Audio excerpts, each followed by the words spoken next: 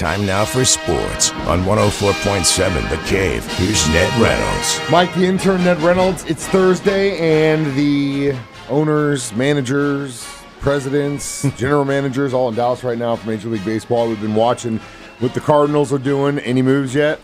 Nothing that's really concrete in any way. And you're right. All the officials, all the baseball officials, including some of the players, are there in Dallas. Now, it's breaking up today. The meeting will adjourn, and now some really serious negotiations will follow some of the platforms that have been set by the owners and the individuals willing to deal their players. So we'll concentrate on the Cardinals here since they have one of the big prizes, Nolan Arenado.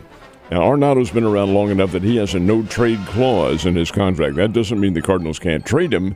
It means he has to approve any deal that's made. Now, Arenado has already said he wants out of St. Louis. They're not a contending team. He wants to play for a contender. So he has given the Cardinals a list of 6 teams for whom he would be more than happy to play. The Dodgers, of course, the Padres, the Angels, all West Coast teams, and then the Mets, the Red Sox, and the Phillies, all East Coast teams. He doesn't want to go to anybody in the Midwest at all. He wants to go to the coasts. That's where the action is. So we'll see what happens in the ensuing weeks if it takes that long. Now, the Cardinals may come up with something today. Who knows? But I doubt very much. The hang-up here, Mike, is the $74 million that is owed Arenado over 3 years. Well, the Cardinals don't want anything like that. They want to trade the guy and his whole package. And that's what you do when you trade. It's not just an individual trade. You trade the contract. Well, somehow, in some ways, they make deals here where the team that's made the trade carries some of that salary, and it's very common practice. Well, the Cardinals don't want to do any of that. They're looking for the best deal, somebody who will take the whole shebang, and they'll be rid of him. It's like trying to give away an ugly dog.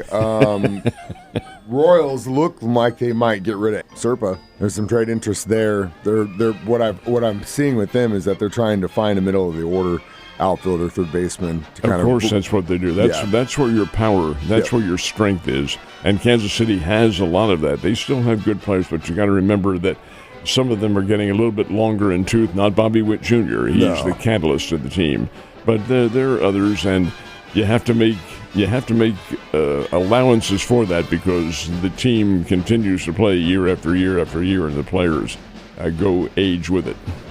So Florida State, your thoughts on that situation? This is absolutely wacko. Absolutely beyond belief. The athletic director at Florida State said, we never really wanted to leave the Atlantic Coast Conference. Wait a minute. 16 months ago when you made this lawsuit to leave the conference, you said you wanted out because the revenue's not good enough.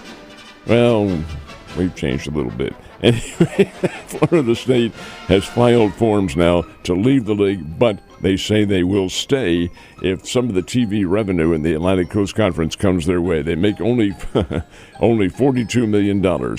And actually, Mike, that's paltry compared to Mizzou and some of the really big programs. Not that Florida State isn't big, they are. But the fact is they're not really on that receiving end and they want more of it. But now they've suddenly turned around and said, we might prefer to stay in the Atlantic Coast Conference, and that's because there are bills before the legislatures to raise that revenue.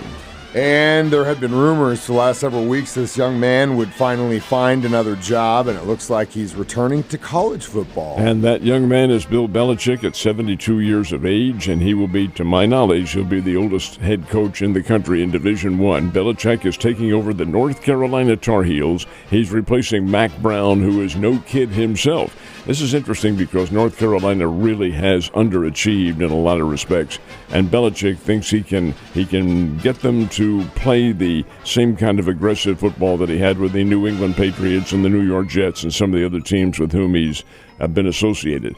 Belichick has a great record. 6 times he's won the Super Bowl with the Patriots. 6 times. It's an amazing record, 333 career victories. But can he discipline the players the way they used to be? That's a big question. He thinks he can. More power to him. I heard a report before this thing finally got finalized that he actually has this, what he calls a Bible of organizational conditions.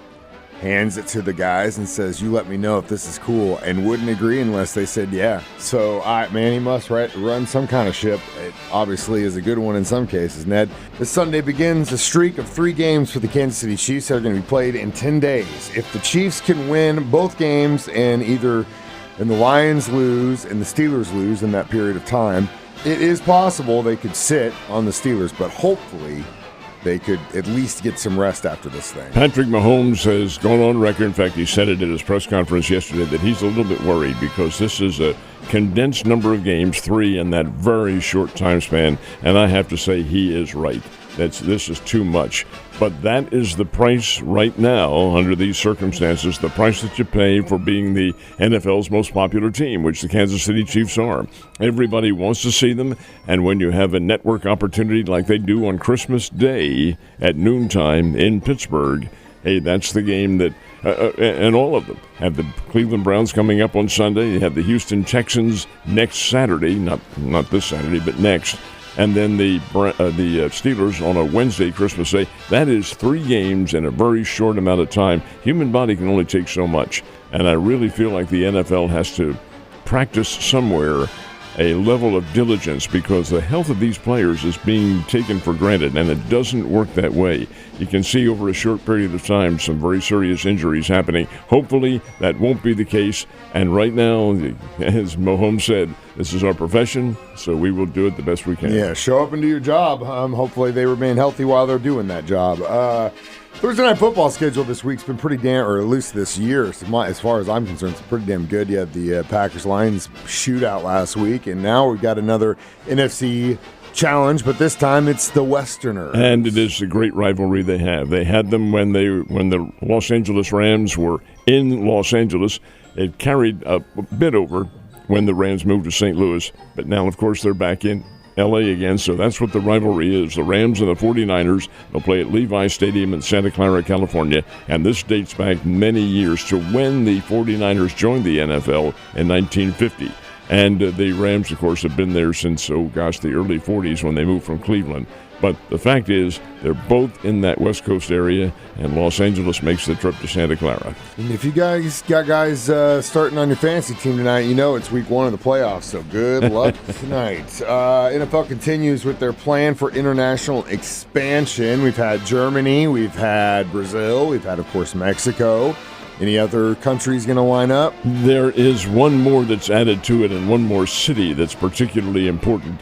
The NFL has said they will try for 8 games on international soil this year. Now, they haven't named any teams yet, but the big announcement was Berlin.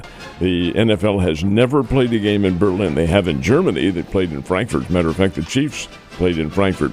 But this is a game coming up on the schedule. They haven't said what teams or what date yet, but they will play at the big Olympic Stadium in Berlin. They're really pushing, they being the NFL, to get this on the international basis. Now, the 8 games that they're looking at will be, as we mentioned, Berlin. Great Britain, of course, always play there. Ireland, which is part of Great Britain. Brazil, Mexico City, and Spain. They are all in the offing for this year. That doesn't mean it's in concrete yet, but that's where the NFL would like to play. And, Mike, whether or not this occurs in our lifetime, the NFL is pushing for at least 1 and probably 2 international franchises, teams to move and play in Europe or in South America or wherever. It'll happen, but when remains to be seen. Ned, you have a wonderful Thursday and enjoy the warm-up, my guy.